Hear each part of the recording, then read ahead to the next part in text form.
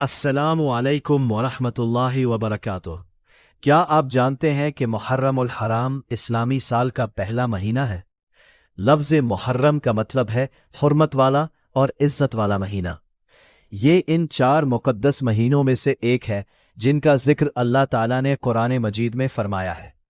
نیا ہجری سال ہمیں یاد دلاتا ہے ہجرت نبوی صلی اللہ علیہ وسلم کی، جب نبی کریم صلی اللہ علیہ وسلم نے مکہ مکرمہ سے مدینہ منورہ کی طرف ہجرت فرمائی۔ یہی عظیم واقعہ اسلامی کیلنڈر کی بنیاد بنا۔ محرم کا مہینہ ہمیں توبہ، عبادت، نیکی اور اللہ تعالیٰ کے قریب ہونے کا پیغام دیتا ہے۔ خاص طور پر یوم عاشورہ 10 محرم کا روزہ رکھنا بہت فضیلت رکھتا ہے۔ نبی کریم صلی اللہ علیہ وسلم نے فرمایا کہ عاشورہ کا روزہ گزشتہ 1 سال کے گناہوں کا کفارہ بن جاتا ہے۔ آئیے نئے اسلامی سال کا آغاز اللہ کی اطاعت، نماز، قرآن کی تلاوت اور نیک اعمال کے ساتھ کریں۔ دعا: اے اللہ، نئے اسلامی سال کو ہمارے لیے رحمت، برکت، صحت، امن اور کامیابی کا ذریعہ بنا، اور ہمیں اپنی رضا کے راستے پر چلنے کی توفیق عطا فرما۔ آمین۔ نیا اسلامی سال مبارک ہو۔ محرم الحرام صرف اسلامی سال کا پہلا مہینہ ہی نہیں، بلکہ اللہ تعالیٰ کے نزدیک ایک نہایت عظیم اور بابرکت مہینہ ہے۔ قرآن کریم میں اللہ تعالیٰ نے 4 مہینوں کو حرمت والے مہینے قرار دیا ہے، اور محرم ان میں سے ایک ہے۔ اس مہینے میں نیکیوں کا اجر بڑھ جاتا ہے اور گناہوں سے بچنے کی تاکید کی گئی ہے۔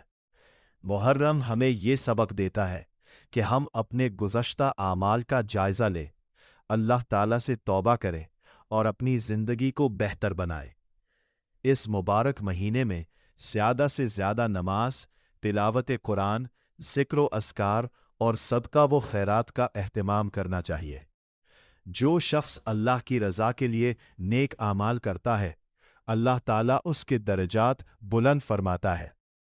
دعا: اے اللہ، محرم الحرام کی برکت سے ہمارے دلوں کو ہدایت عطا فرما، ہمارے گناہوں کو معاف فرما اور ہمیں نیک اعمال کی توفیق عطا فرما۔ آمین۔ محرم الحرام برکتوں، رحمتوں اور مغفرت کا مہینہ۔ کیا آپ جانتے ہیں کہ محرم الحرام اللہ تعالیٰ کے نزدیک سب سے عظیم اور بابرکت مہینوں میں سے ایک ہے؟ نبی کریم صلی اللہ علیہ میں محرم کو شہر اللہ یعنی اللہ کا مہینہ فرمایا۔ یہ ایک بہت بڑا اعزاز ہے، کیونکہ تمام مہینوں میں سے صرف محرم کو اللہ تعالیٰ کی طرف نسبت دی گئی ہے۔ رسول اللہ صلی اللہ علیہ میں فرمایا، رمضان کے بعد سب سے افضل روزے اللہ کے مہینے محرم کے روزے ہیں۔ محرم کا مہینہ ہمیں عبادت، توبہ، استغفار اور نیکیوں میں اضافہ کرنے کی دعوت دیتا ہے۔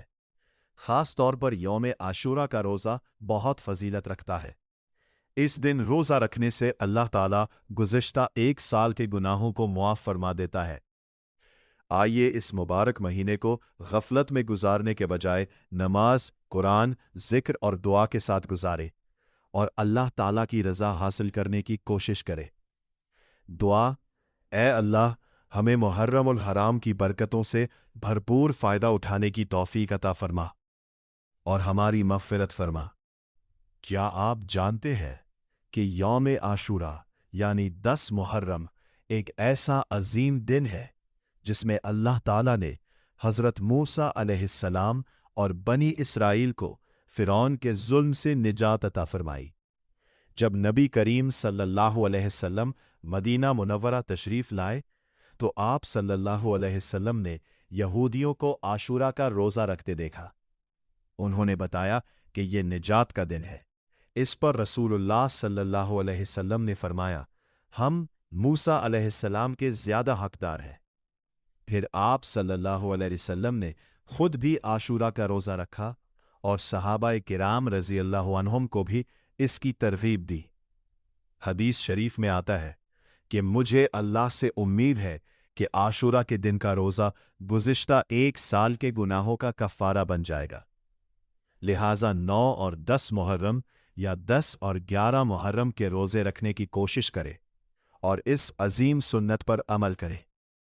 دعا: اے اللہ، ہمیں عاشورہ کی برکتوں سے مالا مال فرما اور ہمارے صغیرہ گناہوں کو معاف فرما، آمین۔